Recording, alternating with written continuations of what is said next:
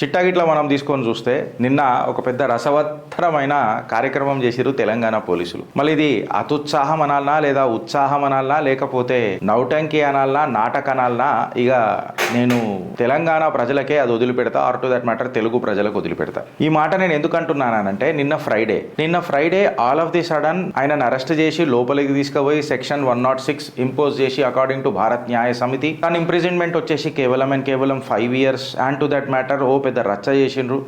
ఏదో ఈయనకు already cause of death ముందే తెలిసినట్టు, ఈయననే ఇన్స్టిగేట్ చేస్తున్నట్టు ఎక్సెట్రా చాలా చెప్పిండ్రు. దాని తర్వాత హైకోర్టుకి ఆయన వెళ్ళడము, జస్టిస్ హానరబుల్ జస్టిస్ శ్రీదేవి గారు బెయిల్ ఇవ్వడము, బెయిల్ ఇచ్చినప్పుడు జరిగిన వాదనలు ప్రతివాదనలు ఎట్లున్నాయో అఫ్ కోర్స్ చిత్రగుప్త తిప్పితే మొత్తం చిట్ట ఇస్తుంది కాబట్టి. అయితే నేను పోలీసు వాళ్ళు చేసింది ఉత్సాహమా లేక అతుత్సాహమా అని ఎందుకు అంటున్నానంటే మీ ముంగట ఆధారాలతోనే చిత్రగుప్తు కాబట్టి ఫ్రెండ్స్. ఇగో ఇది చూడండి, ఈ లెటరు 2/12/2024 కి సంధ్యా 70mm వాళ్ళ లెటర్ హెడ్ మీద రిలీజ్ చేసింది. ఏమని రిలీజ్ చేసారు 2/12/2024 కనంటే, Sandhya 70mm Pushpa cinema release చేస్తున్నాము, హెవీ క్రౌడ్స్ వచ్చేటట్టు ఛాన్స్ ఉన్నది. దాని తర్వాత ఏదైతే Mythri movies Pushpa 2 star cast Allu Arjun ఇంకా రష్మిక మందానా వీళ్ళందరూ 4 డిసెంబర్ 2024 9:30 వచ్చే ఛాన్స్ ఉన్నది అని చెప్పి వాళ్ళు ఒక పోలీసులకు ఇంటిమేషన్ కూడా ఇచ్చారు. 2 డిసెంబర్కి ఇచ్చిన తర్వాత 4 డిసెంబర్కి వచ్చిన తర్వాత అంటే పోలీసు వాళ్ళకి ఇప్పుడు సడన్ గా ఇగో ఇవాళ వస్తున్నాం అని చెప్పుడు కూడా కాదు, ముందే చెప్పిన తర్వాత కూడా మళ్ళా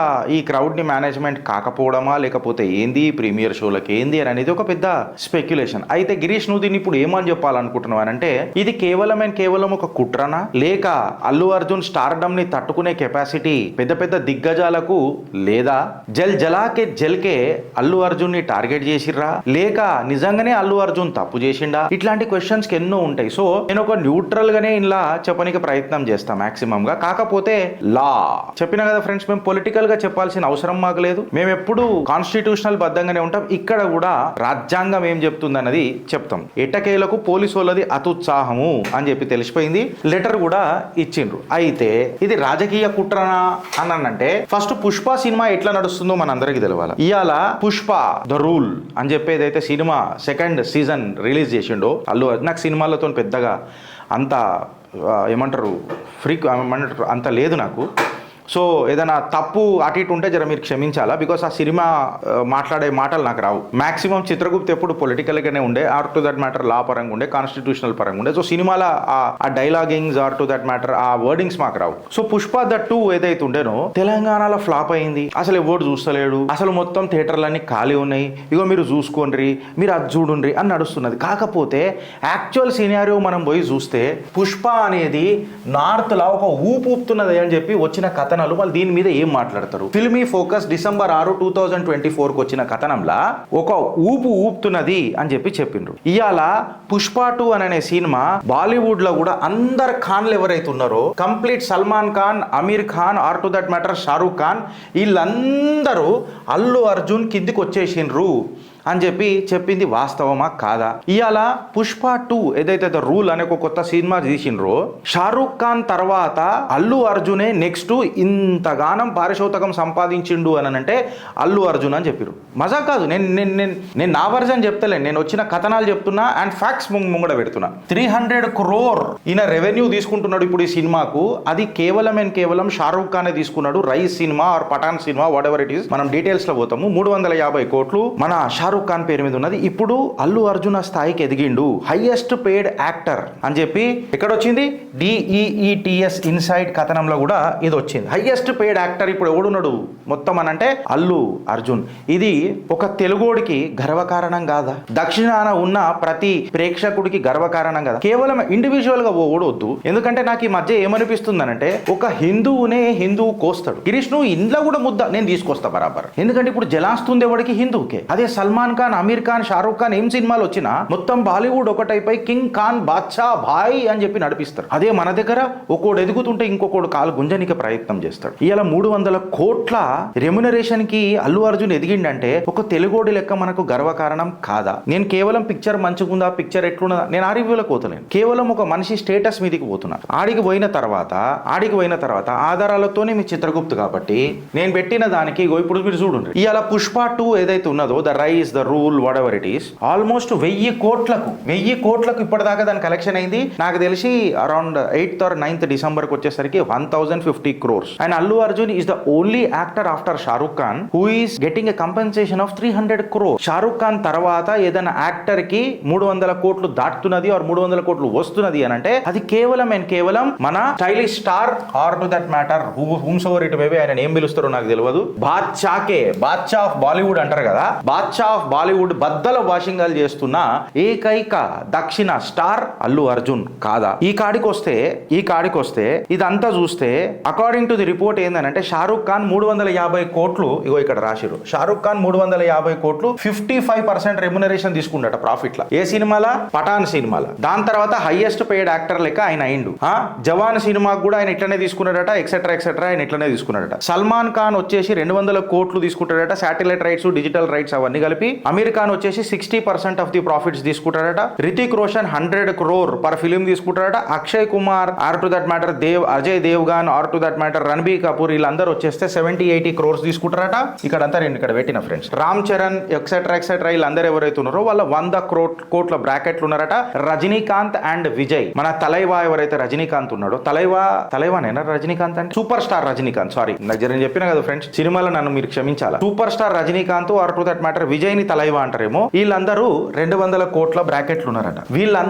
వీళ్ళందరికంటే ముందుకు పోయి 300 కోట్లకు రెమ్యునరేషన్ ఎదిగిందంటే నార్త్ ఇండియాలో ఈ సినిమాలో ఒక రేంజ్ ఏ రేంజ్ లో పోతుందని అన్నది చూడు. నేను 2-3 డిస్ట్రిబ్యూటర్లతో మనం మాట్లాడుతున్నా ఫ్రెండ్స్, డిస్ట్రిబ్యూటర్లతో మాట్లాడుతుంటే వాళ్ళు ఏమన్నారంటే, గిరీష్ మేము కూడా గిట్లనే అనుకున్నాము, కాకపోతే ఆ ఒక సీన్ లో వచ్చిండు చూడు గిరీష్, ఇట్లా ఒక పోతురాజు లెక్క లేచి అదంతా ఇట్లా రాసుకొని అమ్మూరలాగా లేచి ఇట్లా చేసిండు కదా గిరీష్, అక్కడ లేచింది చూడు గిరీష్, అసలు మొత్తం ట్రాన్స్లకు తీసుకోబోయిండు, పిచ్చెక్కిపోతున్నది. నార్త్లనైతే ఇక దీనికి అసలు ఆగుడే లేదు, అట్లా ఉన్నది అని చెప్పి డిస్ట్రిబ్యూటర్లు మాట్లాడారు. ఇప్పుడు ప్రేక్షకులది ఒకడికి నచ్చుతుంది, ఒకడికి నచ్చది, ఒకడు ఫ్యాన్ ఉంటాడు, ఒకడు ఫ్యాన్ ఉంటాడు. ప్రతి దాంట్లల్లో ఒక మంచి చెడు ఉంటుంది. నేనేమంటున్నా అంటే దీన్ని మన ఒక తెలుగోడు, ఆ కాడికి వస్తే మన హిందువు, ఆ కాడికి వస్తే మన అల్లు అర్జును, మనోడు ఇలా ఎదుగుతున్నప్పుడు మనం సపోర్ట్ చేద్దామా లేకపోతే కాలు బట్టి గుంజుదామా? ఇది ఎవడెవడు చేసిండు, ఏమేం చేసిండు, ఎందుకు చేసిరు అది కూడా చూడు. ఫ్రైడే రోజే అరెస్ట్ చేసి సెక్షన్స్ ఇంపోజ్ చేసి మళ్ళీ బెయిల్ రాకుండా సాటర్డే సండే కూర్చోబెడదామన్న. కాకపోతే నేను చెప్పినా కదా, న్యాయ వ్యవస్థ మీద Chitragupt or to that matter Girish దారమోనికి అత్యంత నమ్మకం. ఎందుకు అని అంటే ఇప్పుడు చూడండి, ఇప్పుడు డీకోడ్ చేస్తుంది ఈడికేని చిత్రగుప్త్. ఇలా ముఖ్యంగా బాలీవుడ్ సినిమాలలో పుష్ప 2ని ఒక మాస్ ఎంటర్టైన్మెంట్ లెక్క డిఫైన్ చేసింది వాస్తవమా కాదా? అల్లు అర్జున్ పర్ఫార్మెన్స్ తారా స్థాయికి పుష్ప 2 సినిమాలో ఎదిగింది అని అనేది వాస్తవమా కాదా? ఇంకొకటి మల్టీ ఏవైతే ఇవి రివ్యూ ఇచ్చేది ఉంటుందో, ఫిలిం ఫేర్ 4 రేటింగ్ ఇచ్చింది. ఇది ఆయన క్యాడర్లా, ఇది ఆయన కంప్లీట్ సినిమా క్యాడర్లలో one of the best movie అని చెప్పి ఫిలిం ఫేర్ దీనికి చెప్పింది. టైమ్స్ ఆఫ్ ఇండియా 3.5 ఇచ్చింది. సీక్వెల్ ఎమోషనల్ ఫస్ట్ పార్ట్ దీనికంటే ఇంకా సూపర్ ఉండే, కానీ ఇది ఇంకా మించిపోయింది అని చెప్పి చెప్తున్నారు. ఇంకొక కొన్ని రేటింగ్స్లలో 4.5 ఇవన్నీ వైల్డ్ ఫైర్ అని ఇట్లా అని చెప్పి పొగిడినరు. ఇక నార్త్లనైతే ఒక పెద్ద ప్రకంపనాలే సృష్టించేసింది కంప్లీట్ గా. దీనికి అసలు బీటే లేదు, దీనికి అసలు కాంపిటీషనే లేదు అని చెప్పి నడిపించిండ్రు. హంగామా పుష్ప ఏదైతే ఉన్నదో బాలీవుడ్ హంగామా ఎక్సెట్రా దీనికి 4.5 రేటింగ్ ఇచ్చింది. ఇది నార్త్ ఆడియన్స్ కు మర్చిపోలేని అనుభవం అని ఇట్లాంటి బిరుదులు ఇచ్చింది. సో మొత్తానికి నార్త్ లో పుష్ప అనేది ఒక రేంజ్ లో ఎదిగింది. నిజంగా చెప్పాలంటే it's not just a fire, it's a wild fire. వచ్చిన అమౌంట్ ఇప్పుడు కొంతమంది మాట్లాడతారు, మావాడే మాట్లాడుతున్నాడు నా పక్క కూర్చొని, ఏమంటాడంటే అన్న టికెట్ రేట్ పెంచినాక అందరు వెరుగుతారంటే, అరే టికెట్లు పెంచినాక కూడా చూస్తున్నారని అంటే నీకు సిగ్గుండాలరా భయ్ ఆ మాట మాట్లాడనీకే.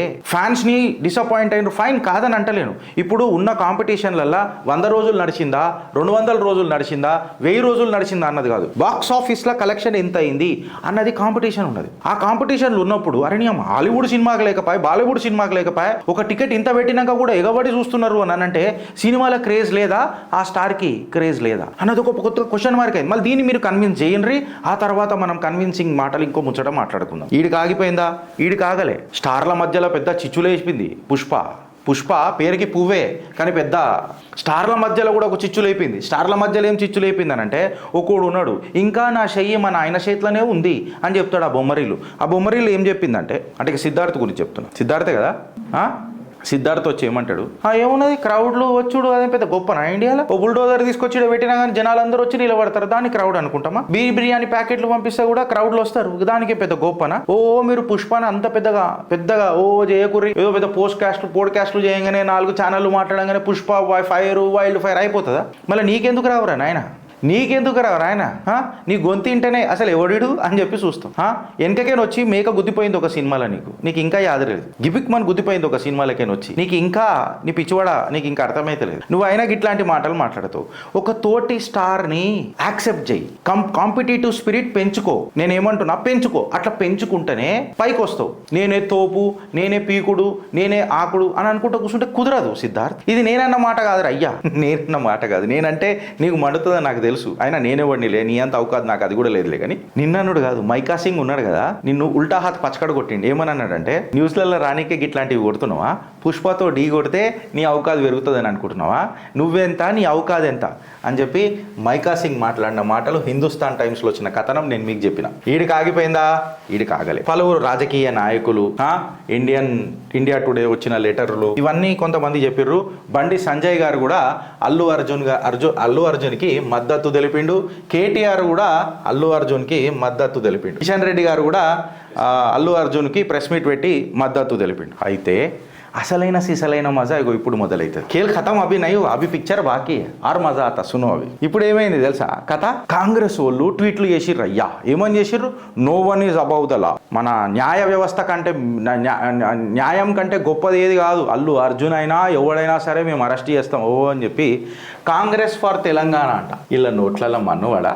ఎందుకంటున్నానంటే, కాంగ్రెస్ అనగానే నాకు కొన్ని ఆలోచనలు వస్తాయి. ఇక రేవంత్ రెడ్డి గారు అయితే ఇంకా చాలా పెద్ద మాటలు అన్నారు. ఎట్లా అనంటే, అల్లు అర్జున్ అరెస్ట్ నేను సమర్థిస్తున్నా. ఏం మజాక్ అయిపోయింది ఆయన అట్లా వచ్చి అట్లా చేతులు ఊపడం ఏంది, అది అంతేంది? నేను కృష్ణ గారి ఫ్యాన్ ఆఫ్ కోర్స్, ఇప్పుడు ఆయన నేను కూడా స్టార్ని. అల్లు అర్జున్ గారి గురించి టాపిక్ వచ్చింది రేవంత్ అన్న, మీ గురించి కాదు. మీరు స్టారే, తోక చుక్కలు ఎలుగుతారు మన ఆగిపోతారు. తోక చుక్కలు నేను కాదు, నువ్వు స్టారే, you are a star, but he's a different kind of a star. ఇప్పుడు మీరు స్టార్ అయితే ఆయన అల్ట్రా ప్రో మ్యాక్సే అంటాం కదా, అల్ట్రా మ్యాక్స్ ప్రో అట్లాంటి స్టార్ అల్లు అర్జున్. మీకు అర్థమవుతుందా రేవంత్ అన్న? ఈ ముచ్చట నేను ఎందుకు అంటున్నా, కాంగ్రెస్ ఎందుకు దూషిస్తున్నానంటే, నో వన్ ఈజ్ అబౌవ్ లా అని అన్నావు కదా, నాకు ఇప్పుడు చెప్పు కాక, నో వన్ ఈజ్ అబౌవ్ లా అని అన్నప్పుడు మన ముత్యాలమ్మ దేవాలయాన్ని ఎవడైతే అట్లా చేసిండో అని ఇంట్లో పీనిగెల్లా ఎస్ఐటీ పెట్టినావు, మళ్ళీ లా మీది కాడు ఎప్పుడు ఎందుకు వస్తలేడు? లాని కింద పెట్టే చూస్తున్నాడు కదాడు. అది ఎడదాకొచ్చింది. భూలక్ష్మి మాత టెంపుల్ ఎడదాకొచ్చింది.